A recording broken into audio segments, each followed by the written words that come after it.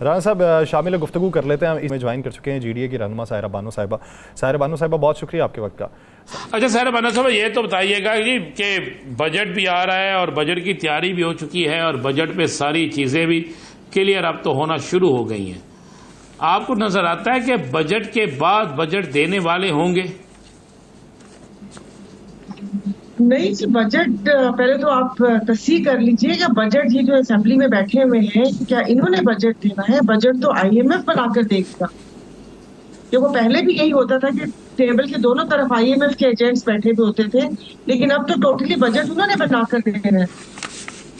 تو اس میں عوام تو مت سوچیں کہ ان کے لیے کوئی ریلیف ہوگا یا کوئی چیز ہوگی. باقی یہ لوگ ہوں گے جس طریقے سے اس ملک میں ڈھٹائی چل رہی ہے. ابھی آپ پروگرام شروع ہونے سے پہلے یہ جو ایک سانحہ ہوا ہے، وہ کہتے ہیں کہ سانحہ تو ہمارے ملک میں ہر روز ایک سانحہ ہی ہوتا ہے جو انسانیت کا قتل ہے، جس کو ذہنی مریض قرار دیا گیا. ذہنی مریض تو ہمارے سروں پر مسلط ہے، جس کی وجہ سے قوم بھی اسی اس پہ ذہنی مریض بن چکی ہے. آپ نے کہا لیکن ایک چیز میں نے ایڈ کی، تو یہی لوگ ہوں گے رانا صاحب. مطلب کیڑی نوی انہوں نے وہ کیمسٹری کس ساتھ ملانی ہے، یہی لوگ ہوں گے. اب میں بھی مولانا فضل الرحمان صاحب کے لیے کوئی اسپیس پیدا کی جائے کہ وہ انہوں نے جو ایک وہ دیا ہے کہ بھئی وہ ایک تحریک چلے گی، لیکن اس تحریک کی بھی ہمیں تو سمجھ نہیں آئی کہ وہ تحریک کیسے چلے گی. باقی یہ کہ بجٹ کے بعد ہوگی، دکھانے والے تو ہر چیز کو اچھا سے اچھا دکھاتے ہیں. آپ بولیں گے زبان کاٹ دی جائے گی. ایسے ایکٹ آ رہے ہیں اور کیا کہتے ہیں آرڈیننس آ رہے ہیں، تو عام آدمی آپ یہ بات نہ کر سکتے. انشاءاللہ آپ فکر نہ کریں، ہم ان آرڈیننس سے نپٹ لیں گے. رانا صاحب ہم اس آرڈیننس سے نپٹ لیں گے انشاءاللہ.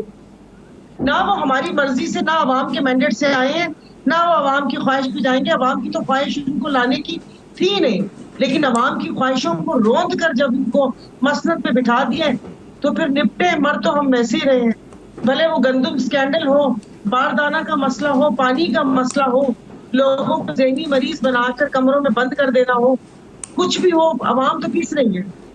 یہ لوگ اپنی فکر کر رہے ہیں. ساحرہ بانو صاحبہ آپ کہہ رہی ہیں کہ بجٹ میں کچھ نہیں آئے گا. پاکستان مسلم لیگ نون کہتی ہے 200 یونٹ تک ریلیف دیں گے، سولر لگا کے دیں گے، عوام کے لیے آسائشیں پیدا کر دیں گے، روٹی کی قیمت کم ہوگی، اشیاء خور و نوش کی قیمت کم ہو گئی، مہنگائی میں کمی واقع ہوگی، پیٹرول سستا ہو رہا ہے.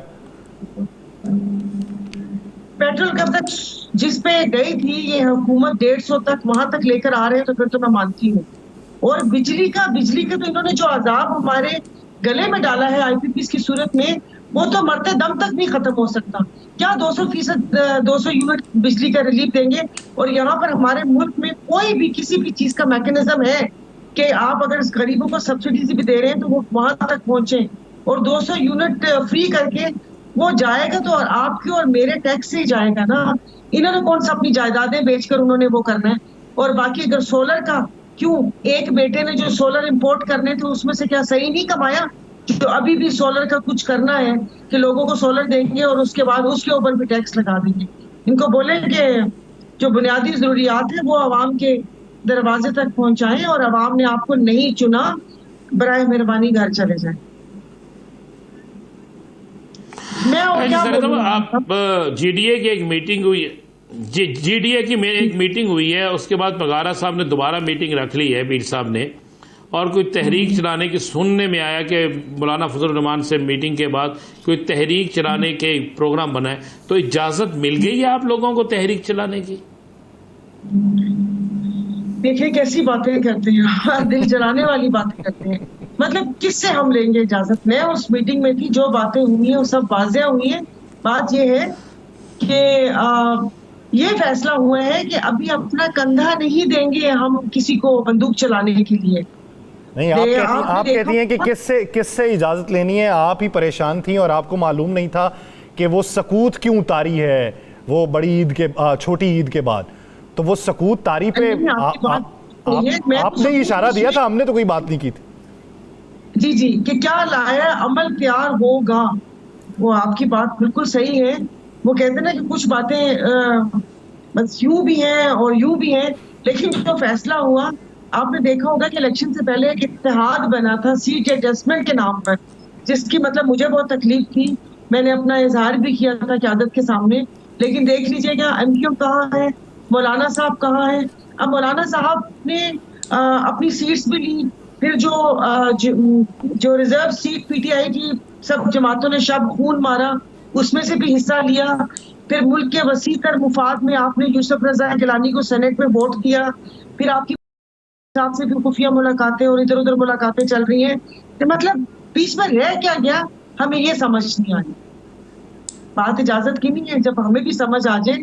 اس سے پہلے بھی جب آپ نے دیکھا ہوگا A R D, M R D اور کون کون سی تحریکیں چل رہی تھیں, ایون جماعت اسلامی ایسے ہی وہ کہتے ہیں کہ ہم لوگ کیا اس کو لفظ انہوں نے بتایا تھا مجھے کہ وہ بس ایسے ہی ساتھ ہیں لیکن وہ اس تحریک کا حصہ نہیں ہے.